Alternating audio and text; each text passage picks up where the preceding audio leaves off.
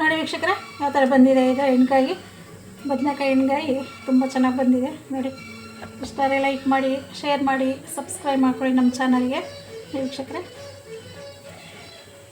ಬೇಕಾದ್ರೆ ಮಾಡ್ಕೊಂಡು ನೋಡಿಕೊಂಡು ನಮಗೊಂದ್ಸರಿ ಕಮೆಂಟ್ ಮಾಡಿ ವೀಕ್ಷಕರೇ. ನಮಸ್ತೆ ವೀಕ್ಷಕರೇ, ಲಕ್ಷ್ಮೀ ಕನ್ನಡತಿ ಚಾನಲ್ಗೆ ಸ್ವಾಗತ. ನಾನು ಒಂದು ಅರ್ಧ ಕೆ ಜಿಯಷ್ಟು ಬದನೆಕಾಯಿ ತೊಗೊಂಡಿದ್ದೀನಿ, ಗುಂಡು ಬದನೆ ಚಿಕ್ಕದಾಗಿರೋದು. ಇವತ್ತು ಅಕ್ಕಿ ರೊಟ್ಟಿ ಮಾಡಿ ಸ್ವಲ್ಪ ಎಣ್ಗಾಯಿ ಮಾಡೋಣ ಅಂತ ತೋರಿಸ್ತಾ ಇದ್ದೀನಿ. ಇದಕ್ಕೆ ಮೊದಲಾಗಿ ನೆಕ್ಸ್ಟು ಒಂದು ಸ್ವಲ್ಪ ನನ್ನ ಮಸಾಲೆಗೆ ಒಂದು ಬಾಣಲಿ ಇಟ್ಕೊಂಡಿದ್ದೀನಿ. ಇಲ್ಲಿ ಬಾಣಲಿ ಇಟ್ಕೊಂಡು ಸ್ವಲ್ಪ ಶೇಂಗಾ ಬೀಜ ಹುರ್ಕೊತೀನಿ ನೋಡಿ. ಬಾಣಲಿ ಇಟ್ಕೊಂಡಿದ್ದೀನಿ, ಇಷ್ಟು ಹಚ್ಬಿಟ್ಟು ಇಷ್ಟು ಶೇಂಗಾ ಬೀಜ ಹುರ್ಕೊಳ್ಳೋಣಂತೆ. ಸ್ವಲ್ಪ ಡ್ರೈ ರೋಸ್ಟ್ ಮಾಡ್ಕೊತೀನಿ ನಾನು ನೋಡಿ.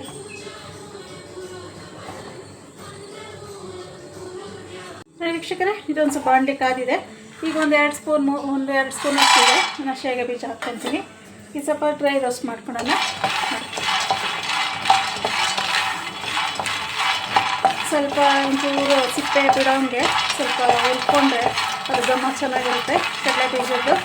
ಮತ್ತು ಎಣ್ಗಾಯಿಗೆ ಹಾಕಿದ್ರೂ ಸ್ವಲ್ಪ ದಪ್ಪ ಬರುತ್ತೆ ಮತ್ತು ರುಚಿನೂ ಅದ್ಭುತವಾಗಿರುತ್ತೆ. ಹಾಗಾಗಿ ನಾನು ಹಾಕ್ಕೊತಾ ಇದ್ದೀನಿ ಶೇಂಗಾ ಬೀಜ ನೋಡಿ. ಸ್ವಲ್ಪ ಚಟಪಟ ಅಂದಾಗ ಇದಾಗಿದೆ ಅನ್ನೋದು ಒಂದು ಗೊತ್ತಾಗುತ್ತೆ. ಇದಾಗಲಿ ಒಂದು ಸ್ವಲ್ಪ ನೋಡಿ ವೀಕ್ಷಕರು, ಈಗಾಗಿದೆ. ಇದೊಂದು ಸ್ವಲ್ಪ ಒಂದೆರಡು ಸ್ಪೂನಷ್ಟು ಎಳ್ಳು ಸೇರಿಸ್ಕೊತೀನಿ, ಬಿಳಿ ಎಳ್ಳು. ಇದಕ್ಕೆ ಹಾಕ್ಕೊಂಡು ಸ್ವಲ್ಪ ರೋಸ್ಟ್ ಮಾಡ್ಕೊಳೋಣಂತೆ. ಮತ್ತು ಇದಕ್ಕೆ ಒಂದು ಸ್ವಲ್ಪ ಜೀರಿಗೆ ಸೇರಿಸ್ಕೊತೀನಿ ನಾನು. ಒಂದು ಸ್ಪೂನು 1.5 ಸ್ಪೂನಷ್ಟು ಜೀರಿಗೆ ಸೇರಿಸ್ಕೊತೀನಿ. ಇದ್ರ ಜೊತೆಗೆ ಸ್ವಲ್ಪ ಇದು ಒಂದು ಸ್ವಲ್ಪ ಹುರ್ಕೊಳಂಗಾಗುತ್ತೆ. ಜಾಸ್ತಿ ಏನೋ ರೋಸ್ಟ್ ಮಾಡೋದೇನು ಬೇಡ ನೋಡಿ. ಎಳ್ಳು ಅಲ್ಲಿ ಸಿಡಿತಾ ಇದೆ, ಇಷ್ಟಾದರೆ ಸಾಕು. ಇದನ್ನು ತಕ್ಕೊಳ್ತೀನಿ ನಾನು. ಜೀರಿಗೆನೂ ಅಷ್ಟೇ, ಜಾಸ್ತಿ ಏನು ರೋಸ್ಟ್ ಆಗೋದೇನು ಬೇಡ. ಬಾಣಲಿ ಬಿಸಿಯಾಗಿರೋದ್ರಿಂದ ಬೇಗನೆ ರೋಸ್ಟ್ ಆಗಿಬಿಡುತ್ತೆ ನೋಡಿ. ಇದು ತಕ್ಕೊಂಡು ಒಂದು ಕಡೆ ಸೇರಿಸ್ಕೊತೀನಿ ನಾನು. ನಿಮ್ಗೆ ಬೇಕಾದ್ರೆ ತೋರಿಸ್ತೀನಿ ನಿಮಗೆ ಯಾವ ಥರ ಅಂತ ನೋಡಿ ವೀಕ್ಷಕರೇ. ಈಗ ರುಬ್ಬಕ್ಕೆ ನಾನು ಒಂದು ಸ್ವಲ್ಪ ತೆಂಗಿನಕಾಯಿ ತೊಗೊಂಡಿದ್ದೀನಿ ನೋಡಿ. ಈ ತೆಂಗಿನಕಾಯಿ ಸೇರಿಸ್ತೀನಿ ಎಣ್ಣೆಗಾಯಿಗೆ. ಮತ್ತು ಈ ಬೆಳ್ಳುಳ್ಳಿ ತೊಗೊಂಡಿದ್ದೀನಿ, 1-2 ಗಂಟೆ, ಇದನ್ನು ಸೇರಿಸ್ತೀನಿ ನಾನು. ಮತ್ತು ಒಂದು ಸ್ವಲ್ಪ ಶುಂಠಿ ತೊಗೊಂಡಿದ್ದೀನಿ, ನಾನು ಇದನ್ನು ಸೇರಿಸ್ತೀನಿ. ಸ್ವಲ್ಪ ಹುಣಸೆಹಣ್ಣು ತೊಗೊಂಡಿದ್ದೀನಿ, ಒಂದು ಸ್ವಲ್ಪ ನಮಗೆ ಸ್ವಲ್ಪ ಹುಳಿ ಬೇಕಾಗುತ್ತೆ ಬದನೆಕಾಯಿ ಎಣ್ಣೆಗೆ, ಹಂಗಾಗಿ ಅದನ್ನು ಸೇರಿಸ್ತೀನಿ. ಮತ್ತು ನಾವೇನು ಹುರಿದಿಟ್ಕೊಂಡಿದ್ನಲ್ಲ ಕಡಲೆ ಬೀಜ, ಎಳ್ಳು ಮತ್ತು ಜೀರಿಗೆ, ನಾನು ಅದನ್ನು ಇದಕ್ಕೆ ಸೇರಿಸ್ಕೊಂತೀನಿ. ಮತ್ತು ಇಲ್ಲಿ ಅರ್ಶಿನದ ಪುಡಿ ಇದೆ, ಸ್ವಲ್ಪ ಉಪ್ಪಿದೆ, ಇದನ್ನು ಈ ಕಡೆ ಸೇರಿಸ್ಕೊತೀನಿ. ಸೇರಿಸ್ಕೊಂಡು ಸ್ವಲ್ಪ ಧನಿಯಾ ಪುಡಿ ಹಾಕ್ಕೊತೀನಿ ನೋಡಿ. 1 ಸ್ಪೂನಷ್ಟು ಧನಿಯಾ ಪುಡಿ ಹಾಕ್ಕೊತೀನಿ. ಮತ್ತು ಇಲ್ಲಿ ಒಂಚೂರು ಖಾರದ ಪುಡಿ ಹಾಕ್ಕೊತೀನಿ ನೋಡಿ. ಸ್ವಲ್ಪ ನಮಗೆ ಖಾರ ಎಷ್ಟು ಬೇಕು ಅಂತ ನೋಡಿಕೊಂಡು ನಾನು ಇಲ್ಲಿ 1.5 ಸ್ಪೂನಷ್ಟು ಅಚ್ಚ ಖಾರದ ಪುಡಿ ಹಾಕ್ತಾಯಿದ್ದೀನಿ. ಇದನ್ನೆಲ್ಲ ಒಂಚೂರು ಮಿಕ್ಸಿ ಮಾಡ್ಕೊಂಬರೋಣ ನೋಡಿ ವೀಕ್ಷಕರೇ. ಇದಾಗಿದೆ ನೋಡಿ, ಇಷ್ಟ ಆದರೆ ಸಾಕಾಗುತ್ತೆ. ಸ್ವಲ್ಪ ನುಣ್ಣಗೆ ಮಾಡ್ಕೊಂಡಿದ್ದೀನಿ. ಇದನ್ನೊಂಚೂರು ಬದನೆಕಾಯಿ ಹೆಚ್ಕೊಂಡು ತುಂಬ್ಕೊಳ್ಳೋಣ. ಅದನ್ನೇ ತುಂಬಿದ ಬದನೆಕಾಯಿ ಮಾಡ್ತಾಯಿದ್ದೀನಿ ಇವತ್ತು ಎಣ್ಗಾಯಿ ನೋಡಿ ವೀಕ್ಷಕರೇ. ಇಲ್ಲಿ ಬದನೆಕಾಯಿ ತೊಗೊಂಡಿದ್ದೀನಿ ನಾನು. ಇದನ್ನು ನಾನು ಬಿಡಿಸ್ಬಿಟ್ಟು ಒಂದು 4 ಭಾಗ ಮಾಡ್ತೀನಿ ಅಷ್ಟೇ ನೋಡಿ. ಜಾಸ್ತಿ ಓಪನ್ ಮಾಡಬಾರ್ದು, ಹಿಂಗಿದ್ರೆ ಸಾಕಾಗುತ್ತೆ ನೋಡಿ. ಇಷ್ಟಿದ್ರೆ ಸಾಕು. ಇದಕ್ಕೆ ಒಂಚೂರು ಮಸಾಲೆ ತುಂಬಿಬಿಟ್ಟು ನಾನು ತೋರಿಸ್ತೀನಿ. ಹಂಗೇನೆ ಇದನ್ನೆಲ್ಲದು ಇದು ಮಾಡಿ ಇಟ್ಕೊಳ್ಳೋಣಂತೆ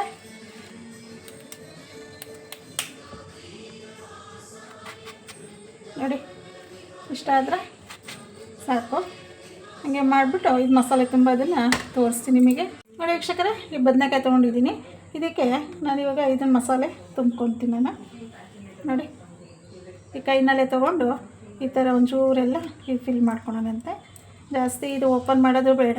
ಒಂದೊಂದು ಬದನೆಕಾಯಿ ಇದ್ದರೆ ಈ ಥರ ಚಿಕ್ಕದೇ ಇದ್ದರೆ ಚೆನ್ನಾಗಿರುತ್ತೆ ಇದು, ಯಾಕೆಂದರೆ ಬೇಗನೆ ಬೇಯುತ್ತೆ.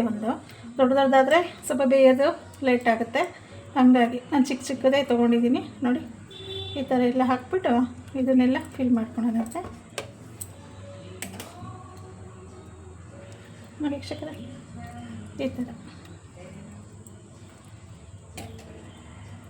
ಹಿಂಗೆಲ್ಲ ಮಾಡಿ ಇದು ಫಿಲ್ ಮಾಡ್ಕೊಂಡು ನಿಮಗೆ ತೋರಿಸ್ತೀನಿ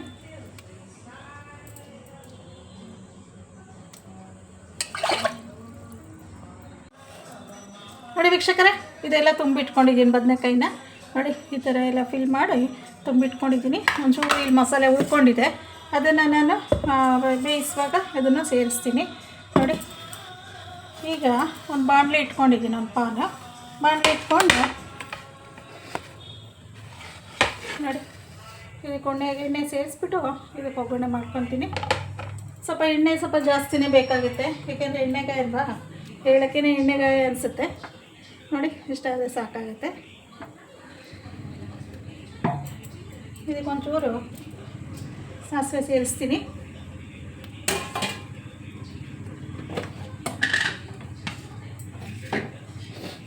ಒಂಚೂರು ಎಣ್ಣೆ ಬಿಸಿ ಆಗಲಿ ವೀಕ್ಷಕರೇ. ಎಣ್ಣೆ ಒಂಚೂರು ಕಾದಿದೆ ವೀಕ್ಷಕರೇ. ಇದನ್ನು ಇವಾಗ ಒಂದು ಸ್ವಲ್ಪ ಸಾಸಿವೆ ಸೇರಿಸ್ತೀನಿ. ನೋಡಿ ಸ್ವಲ್ಪ ಸಾಸಿವೆ ಸೇರಿದಾದ್ಮೇಲೆ ಕರಿಬೇವಿನ ಸೊಪ್ಪು ಹಾಕ್ಕೊತೀನಿ.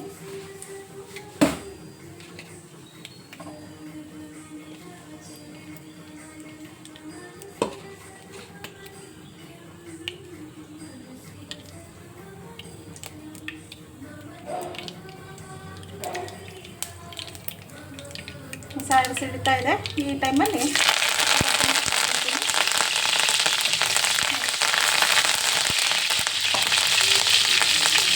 ಈಗ ಒಂದೆರಡು ಈರುಳ್ಳಿ ಹಾಕ್ಕೊಂಡಿದ್ದೀನಿ.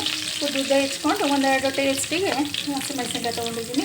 ನೋಡಿ ಈರುಳ್ಳಿ ತೊಗೊಂಡಿದ್ದೀನಿ, ಒಂದೆರಡು ಹಸಿಮೆಣಸಿನ್ಕಾಯಿ ತೊಗೊಂಡಿದ್ದೀನಿ, ಟೊಮೊಟೊ ಹಣ್ಣು ತೊಗೊಂಡಿದ್ದೀನಿ. ಒಂದು 4 ಟೊಮೊಟೊ ಹಣ್ಣು ಚಿಕ್ಕದಿದೆ, ಹಂಗಾಗಿ 4 ತೊಗೊಂಡಿದ್ದೀನಿ. ನೀವು ದೊಡ್ಡದಿದ್ರೆ 1-2-3 ತೊಗೊಂಡ್ರೆ ಸಾಕಾಗುತ್ತೆ. ನೋಡಿ ಇವಾಗ ನಾನು ಆಗಿದೆ ಇದು ಸಿಡಿತಾ ಇದೆ ಸಾಸಿವೆ. ನಾನು ಈ ಟೈಮಲ್ಲಿ ಈರುಳ್ಳಿ ಸೇರಿಸ್ಕೊತೀನಿ. ಈರುಳ್ಳಿ ಹಸಿಮೆಣಸಿನ್ಕಾಯಿ ಏನು ಇಟ್ಕೊಂಡಿದ್ನಲ್ಲ ಅದನ್ನು ಸೇರಿಸ್ತೀನಿ. ಜಾಸ್ತಿ ಫ್ರೈ ಆಗೋದು ಅಂತ ಹೇಳ್ಬೇಕಾದ್ರೆ ಒಂದು ಅರ್ಧ ಆದರೆ ಸಾಕಾಗುತ್ತೆ. ಯಾಕೆಂದರೆ ಸ್ವಲ್ಪ ಬದನೆಕಾಯಿ ಸ್ವಲ್ಪ ಬೇಯ್ಕೊಳುತ್ತೆ ಈರುಳ್ಳಿ, ಹಾಗಾಗಿ ಒಂದು ಅರ್ಧ ಬೇಯಿದ್ರೆ ಸಾಕು. ಅದು ಈರುಳ್ಳಿ ಇರಬೇಕು, ತಿನ್ನುವಾಗ ಚೆನ್ನಾಗಿ ಅನಿಸುತ್ತೆ. ತೀರಾ ಮತ್ತು ತುಂಬ ಮೆತ್ತಗಾಗ್ಬಿಟ್ರೆ ಅಷ್ಟೊಂದು ಚೆನ್ನಾಗಿ ರೊಟ್ಟಿಗೆ. ಹಾಗಾಗಿ ನಾನು ಇಲ್ಲೊಂದು ಅರ್ಧ ಫ್ರೈ ಮಾಡ್ಕೊತೀನಿ, ಅರ್ಧ ಬೇಯಿಸ್ಕೊಳ್ತೀನಿ. ಇದನ್ನು ಅರ್ಶಿನದ ಪುಡಿ ನಾನೆಲ್ಲ ಹಾಕಿರೋದ್ರಿಂದ ನಾನು ಇದಕ್ಕೇನು ಹಾಕೋಲ್ಲ. ಅರ್ಶಿನದ ಪುಡಿ ಆಗಲಿ ಉಪ್ಪಾಗಲಿ ನಾನು ಅದಕ್ಕೆ ಮಸಾಲೆ ಜೊತೆ ಸೇರಿಸ್ಕೊಂಡಿದ್ದೀನಿ, ಹಾಗಾಗಿ ಜಾಸ್ತಿ ಏನು ಬೇಡ ಇದಕ್ಕೆ. ನೋಡಿ ಇಷ್ಟಕ್ಕೆ ಚೂರು ಒಂದು 2 ನಿಮಿಷ ಬೇಯಿರಿ. ನೋಡಿ ವೀಕ್ಷಕರೇ ಇಷ್ಟಾದರೆ ಸಾಕಾಗುತ್ತೆ. ಈ ಟೈಮಲ್ಲಿ ನಾನೇನು ಟೊಮೊಟೊ ಹಣ್ಣು ತೊಗೊಂಡಿದ್ನಲ್ಲ ನಾನು ಅದಕ್ಕೆ ಸೇರಿಸ್ತೀನಿ. ನೋಡಿ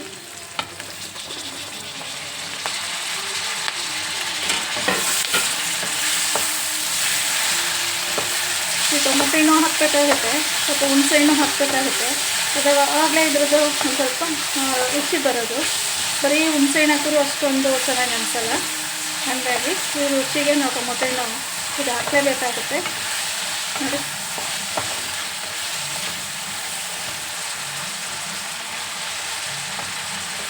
ಇದೊಂಚೂರು ಮೆತ್ತಗಾಗಲಿ ವೀಕ್ಷಕರೇ. ಇದೊಂಚೂರು ಮೆತ್ತಗಾದ್ಮೇಲೆ ನಾನು ಬದನೆಕಾಯಿ ಸೇರಿಸ್ತೀನಿ. ಇಷ್ಟಾದರೆ ಸಾಕು. ನೋಡಿ ಸ್ವಲ್ಪ ಮೆತ್ತಗಾಗಿದೆ, ಇಷ್ಟಾದರೆ ಸಾಕು. ಈ ಟೈಮಲ್ಲಿ ನಾವೇನು ಬದನೆಕಾಯಿ ತುಂಬಿಟ್ಕೊಂಡಿದ್ನಲ್ಲ ಮಸಾಲೆ, ಇದನ್ನು ಈ ಕಡೆ ಸೇರಿಸ್ತೀನಿ. ನೋಡಿ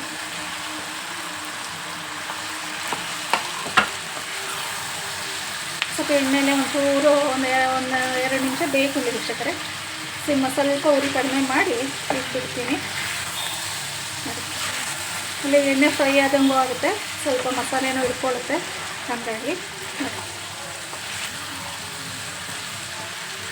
ಇದಂತೂ ಇಲ್ಲ ಪೂರಿ ಕಡಿಮೆ ಮಾಡಿ ಲಿಡ್ ಕ್ಲೋಸ್ ಮಾಡ್ತೀನಿ.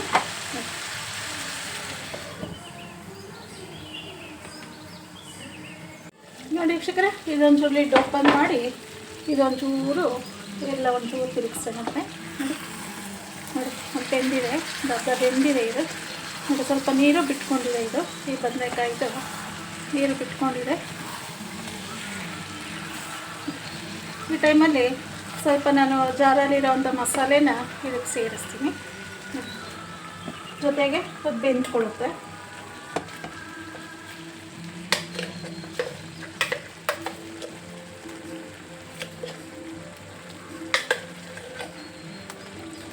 ಇದನ್ನು ಸೇರಿಸ್ಬಿಟ್ಟು ಒಂಚೂರೆಲ್ಲ ಮಿಕ್ಸ್ ಮಾಡ್ಕೊಳ್ಳೋಣ.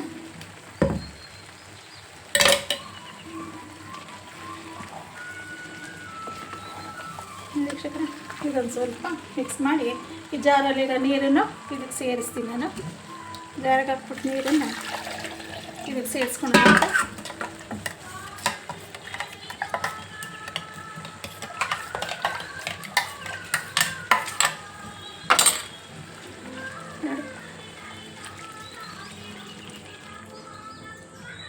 ಇಲ್ಲಿ ಸೇರಿಸೋ ಏನು ಅವಶ್ಯಕತೆ ಇಲ್ಲ.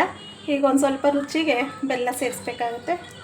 ಉಪ್ಪು ಹಾಕಿದ್ದೀನಿ, ಈಗ ಮತ್ತೇನು ಉಪ್ಪು ಸೇರಿಸೋ ಅವಶ್ಯಕತೆ ಇಲ್ಲ. ನೋಡಿ ಎಷ್ಟು ಬ್ಯೂಟಿಫುಲ್ಲಾಗಿ ಕಾಣ್ತಾ ಇದೆ ಎಣ್ಗಾಯಿ. ಇದು ಅಕ್ಕಿ ರೊಟ್ಟಿ ಆಗಲಿ, ಚಪಾತಿ ಆಗಲಿ, ರೊಟ್ಟಿ ಆಗಲಿ ಮಾಡಿಕೊಂಡ್ರೆ ತುಂಬ ಚೆನ್ನಾಗಿರುತ್ತೆ.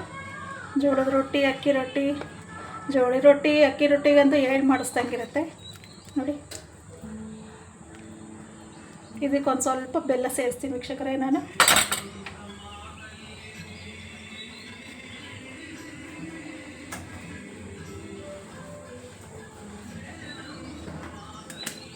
ಇದಕ್ಕೊಂದು ಸ್ವಲ್ಪ ಅಂದರೆ 1 ಸ್ಪೂನ್ ಆಗುವಷ್ಟು ಬೆಲ್ಲ ಸೇರಿಸ್ತೀನಿ.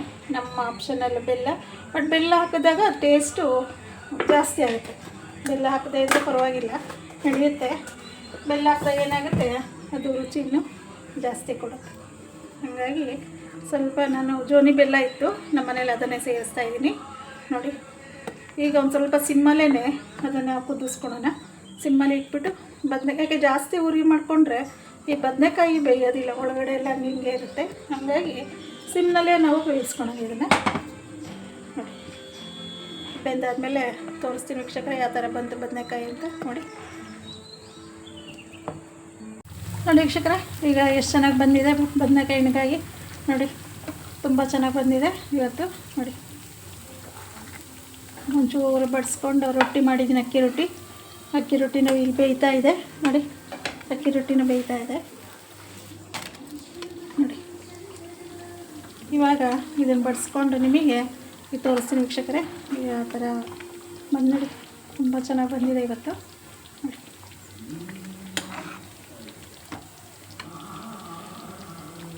ನೋಡಿ ವೀಕ್ಷಕರೇ ಯಾವ ಥರ ಬಂದಿದೆ ಈಗ ಎಣ್ಗಾಯಿ, ಬದನೆಕಾಯಿ ಎಣ್ಗಾಯಿ ತುಂಬ ಚೆನ್ನಾಗಿ ಬಂದಿದೆ. ನೋಡಿ ಇಷ್ಟಾರೆ ಲೈಕ್ ಮಾಡಿ, ಶೇರ್ ಮಾಡಿ, ಸಬ್ಸ್ಕ್ರೈಬ್ ಮಾಡ್ಕೊಳ್ಳಿ ನಮ್ಮ ಚಾನಲ್ಗೆ ವೀಕ್ಷಕರೇ.